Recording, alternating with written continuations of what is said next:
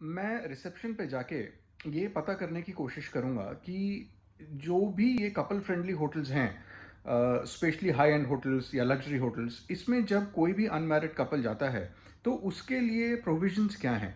और ये कहीं भी स्पेसिफाइड नहीं है, but I literally want to put some light on it, because कल को कोई भी अगर अपनी गर्लफ्रेंड को लेके किसी भी हाई एंड होटल में जाता है तो ही शुड फील और शी शुड फील सेफ। मुझे नहीं पता रिसेप्शन पे ये लोग इस चीज़ को लेके मुझसे बात करेंगे या नहीं करेंगे, स्पेशली कैमरे के आगे। But what ever little information I get, I will definitely share it with you. May be शायद आगे चल के आप लोगों को इस इंफॉर्मेशन के चलते कोई हेल्प मिले। So let's try and find out क्या इन्फॉर्मेशन मिलती है हमें।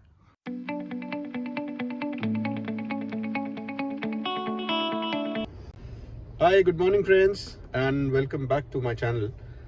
Today, I'm going to review another hotel, another five-star in Mumbai. I will not name the five-star. It's a chain of hotels and a big brand in the hotel industry. So we'll go and check out. और आज मैं एक और बड़े interesting topic को touch करूंगा. I am not sure मैं कितनी इन्फॉर्मेशन दे पाऊंगा उस टॉपिक पे, बट कपल फ्रेंडली होटल्स के बारे में सुना है? क्या होते हैं ये? चलो, let's go and find out.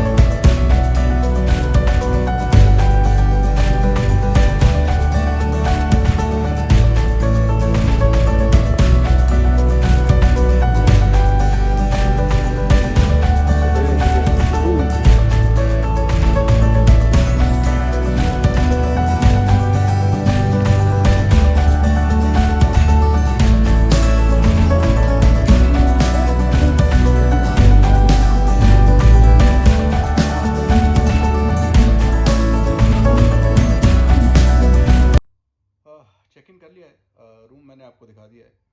Check in process बड़ा इनका स्मूथ था।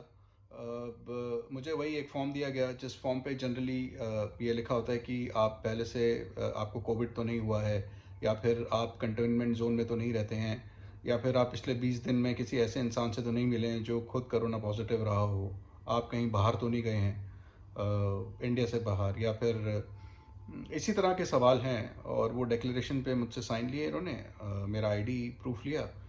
और एक सबसे अच्छी चीज़ तो मुझे लगी वो ये थी कि इन्होंने ये बोला कि ये रूम्स जब अलॉट करते हैं तो किसी भी नए कस्टमर को रूम वो दिया जाता है जो पिछले 48 आवर्स से अनऑक्यूपाइड है, जो मुझे बहुत अच्छा लगा। इसका मतलब ये हुआ कि मुझे जो आज ये रूम मिला है इसमें पिछले 48 घंटे से कोई नहीं रह रहा। सैनिटाइजेशन तो एक अलग चीज़ है, लेकिन इस तरह का ख्याल रखना अपने कस्टमर का कि आप रूम भी वो अलॉट कर रहे हैं जो पिछले 48 घंटे से किसी को नहीं दिया गया है, ये मुझे बहुत अच्छा लगा। And I think I feel safe. ये सब जब मैं चीज़ें सुनता हूँ तो मुझे अच्छा लगता है। This is nice.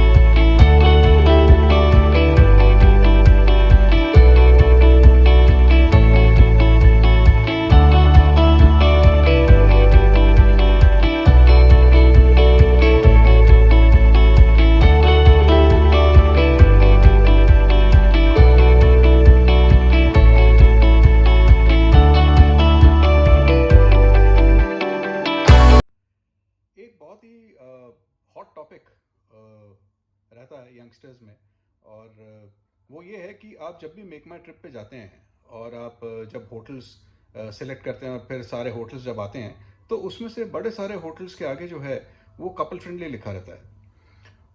अब ये कपल फ्रेंडली क्या होता है? सो जनरली कपल फ्रेंडली कहा जाता है अनमैरिड कपल्स को। तो आप काफ़ी होटल्स हैं जो ये दिखते हैं कि it is a couple friendly hotel and unmarried couples are welcome here. लेकिन इस चीज़ से भी जुड़े हुए एक दो और सवाल हैं जिनकी क्लैरिटी नॉर्मली लोगों को नहीं मिल पाती। तो मैंने आज इस होटल में उन क्वेश्चंस का आंसर पाने की कोशिश करी, और जो मुझे जवाब मिले वो काफ़ी पॉजिटिव और इंटरेस्टिंग हैं। तो आइए देखते हैं, एंड आई होप इसके बाद कपल्स को काफ़ी क्लैरिटी मिल जाएगी और I think they should feel safe. So let's see. पहली चीज़ तो ये कि मेल गेस्ट्स मेरे से मिलने आ सकते हैं।